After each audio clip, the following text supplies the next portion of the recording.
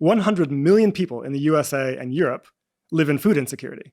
I mean, think about this. The richest countries in the world cannot even guarantee something as simple as food security to their citizens. One strong piece of evidence that we are living in the most abundant time in human history is that discussions rarely focus on preventing starvation or severe malnutrition, and instead focus on a concept called food insecurity. This is because starvation deaths are multiple times lower today than they were 150 years ago. Marian Tupy and Gail Pooley point out that the average annual rate of famine deaths per 100,000 people dropped from 19.5 in the 1880s to 4.3 in the 2000s. Between 2010 and 2016, it was only 0.5, which amounts to a 40-fold decline from the 1880s. Food insecurity is a concept much different from starvation or malnutrition. The U.S. Department of Agriculture's Food Security Survey asks households questions like, "We worried whether our food would run out before we got money to buy more. Was that often, sometimes, or never true for you in the last 12 months?" The survey asks 10 similar questions for households and an additional 8 questions for households with children. A household that answers affirmatively to 3 of these questions is considered food insecure. The USDA website states that the bare minimum for a household to be considered food insecure is that they worried whether their food would run out before they got money to buy more, the food they bought didn't last and they didn't have money to get more, and they couldn't afford to eat balanced meals at any time over a 12-month period. Each of these criteria are highly subjective. There are no doubt hungry people in the United States and around the world that need help from those of us who are more fortunate. But Phil Graham, Robert Ekelund, and John Early write that the limitation of classifying a household as food insecure is, as surveyed by government, food insecurity is a state of mind, not an objective measure or medical condition of actual hunger and malnutrition.